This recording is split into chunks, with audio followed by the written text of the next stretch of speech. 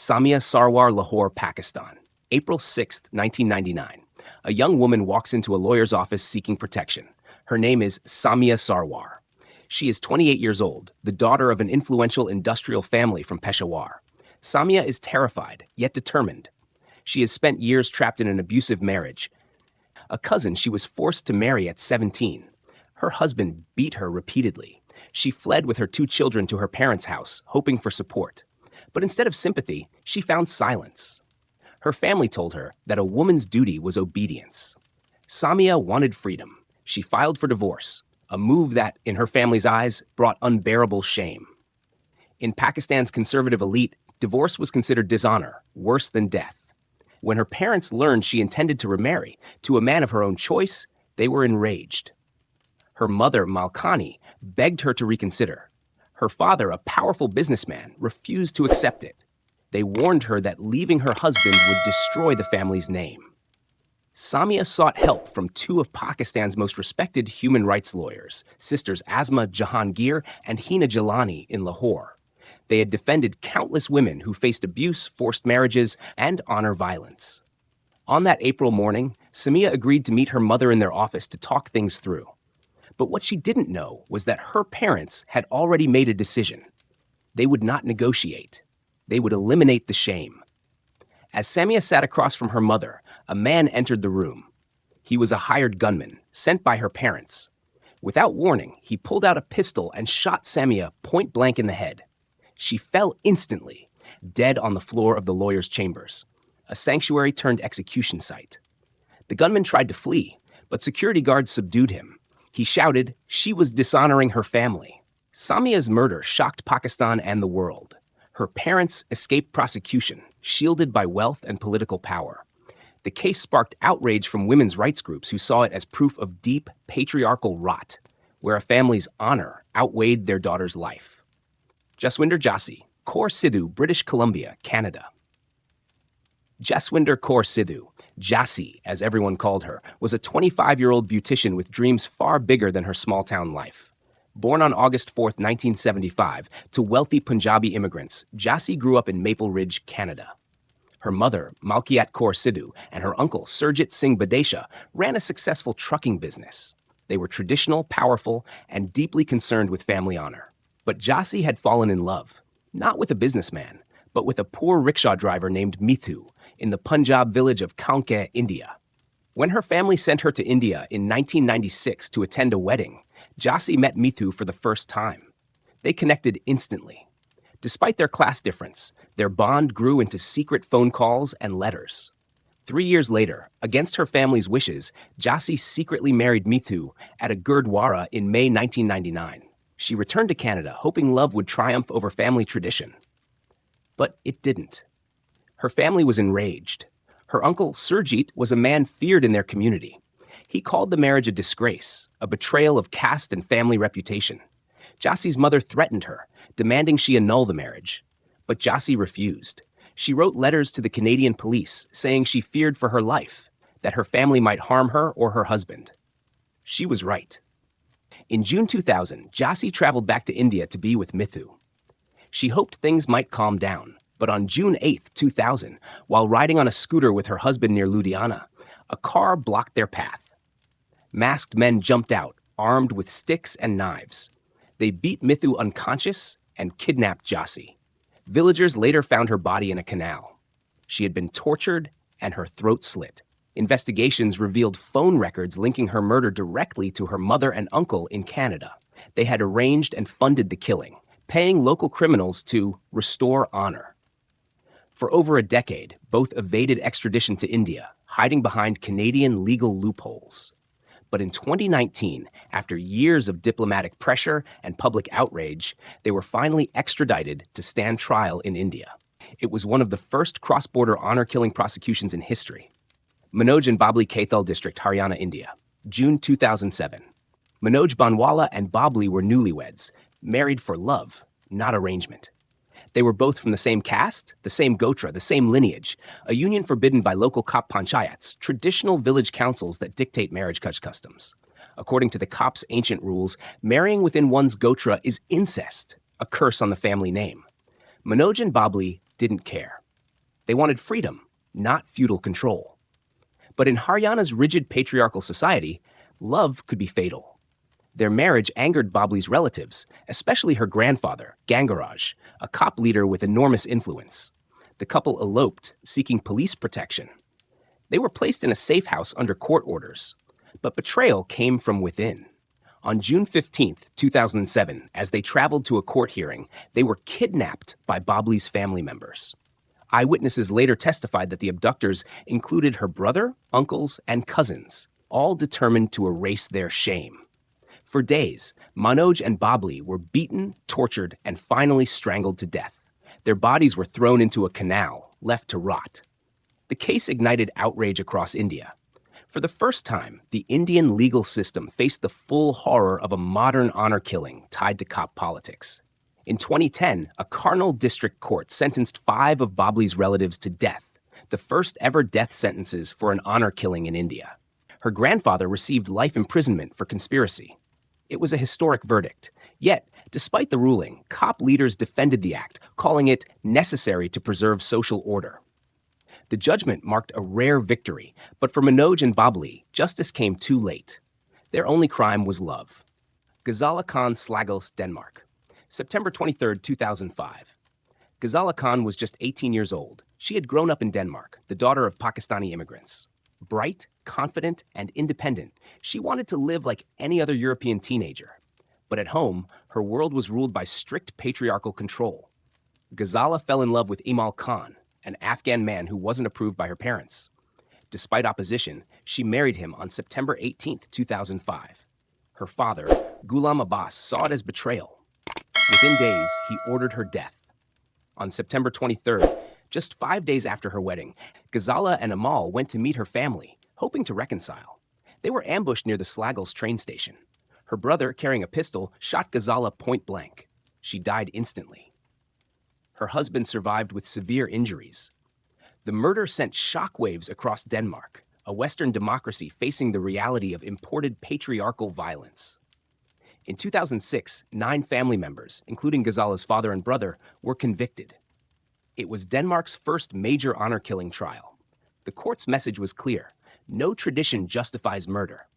But for many immigrant women, Ghazala's story revealed an invisible war, the battle between personal freedom and family control. Her death forced European governments to confront the fact that honor-based violence wasn't just a foreign issue. It lived quietly within their own cities. Shafileah Ahmed, Warrington, England. September 11, 2003.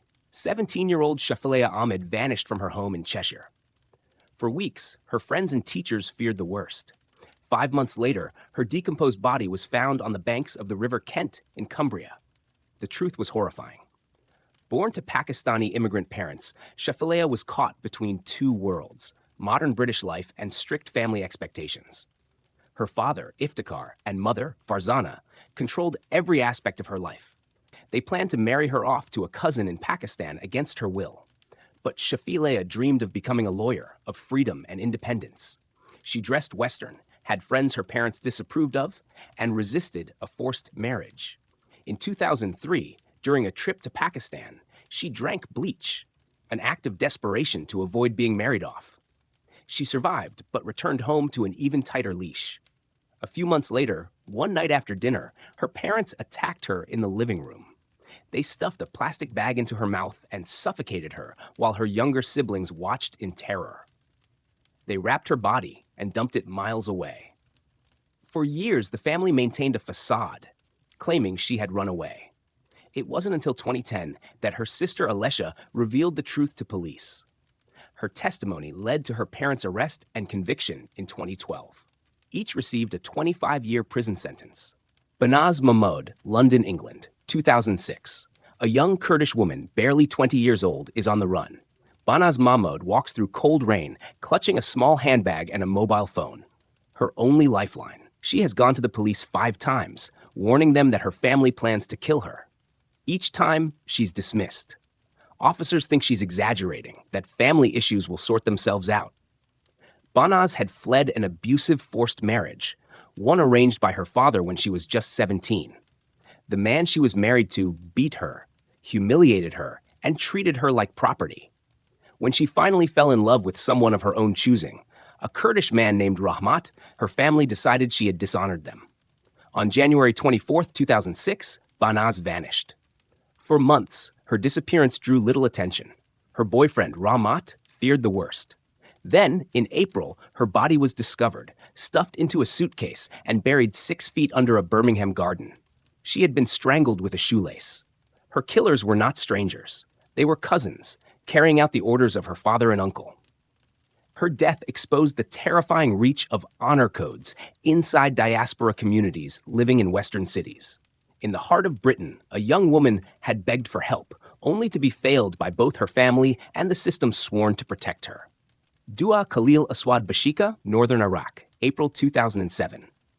The air is heavy, charged with an ancient rage disguised as righteousness.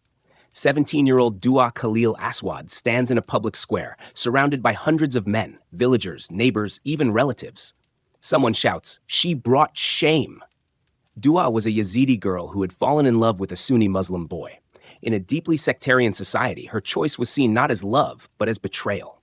She had fled her home to be with him, hoping for freedom. Instead, she was dragged back to face what her community called justice. Video footage captured the unthinkable. Dua is kicked, beaten, and stoned to death by a mob.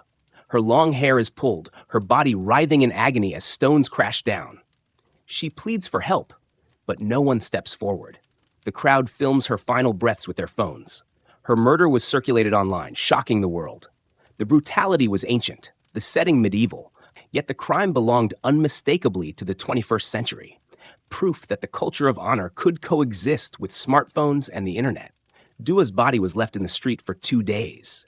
Her killers walked free for months before any arrests were made. International outrage finally forced the Iraqi government to act, but even then, accountability was limited. Fadime Shahindal, Uppsala, Sweden, 2002. Fadime was born into a Kurdish immigrant family. When she began dating a Swedish man, her father and brother saw it as a humiliation. She was disowned, threatened, and driven into hiding. Yet she refused to be silent. Her speeches, interviews, and advocacy made her the face of resistance against honor-based oppression in Europe. But freedom has a cost. On January 21, 2002, Fadime visited her mother's home for what she thought would be reconciliation. Her father was waiting. As she entered, he shot her in the head, a single bullet to silence her forever. Thousands marched with candles through the streets. Fadime had warned everyone. She even predicted her own death. Her case shook Scandinavia and led to the first major European conversation about honor violence. She became not only a victim, but a catalyst, a name whispered whenever the old meets the new, and women dare to live freely. Kandil Baloch, Multan, Pakistan, 2016. She was bold, brash, and fearless. Kandil Baloch, Pakistan's social media star, dubbed Pakistan's Kim Kardashian. She defied every stereotype in a conservative society. Through her videos, selfies, and interviews, she challenged patriarchy and mocked hypocrisy, one post at a time. But with fame came fury. Clerics denounced her, commentators ridiculed her, and within her own home, rage began to boil. Her brother, Wasim Azim, felt humiliated by her behavior, by her confidence, her independence, and her defiance. On July 15, 2016, he drugged her and strangled her in her sleep. When arrested, he confessed without shame. Yes, he told the cameras. I am proud. She brought dishonor. Her death sent shockwaves through Pakistan. A generation that had grown up online saw in Kandil the reflection of their own rebellion, the desire to be free of fear. Isra Grayeb, Bethlehem, West Bank, August 2019. The evening wind carries the sound of prayers through narrow streets. In a small house in Beit Sahur, a young makeup artist scrolls through her phone, reading hateful comments. Videos of her and her fiancé laughing together have gone viral, bringing shame, her family says, upon them all. Isra Grayeb, 21, had posted a short clip on Instagram, a harmless, joyous moment with her fiancé before marriage. Within hours, whispers turned to outrage. Relatives accused her of dishonoring the family.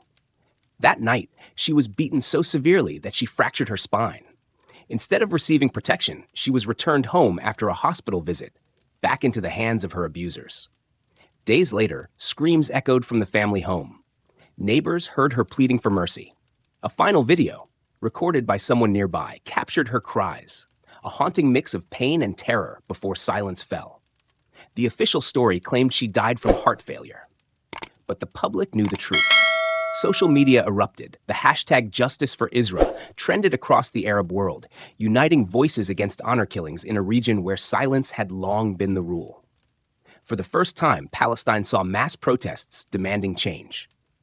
Isra's name became a rallying cry for Arab women, proof that patriarchy kills not only the body, but the soul of entire societies. Her father and brothers were eventually charged, though convictions were murky and delayed. Yet Isra's memory refused to fade. Her smiling portraits, soft eyes framed by her veil, became emblems of defiance on murals and banners.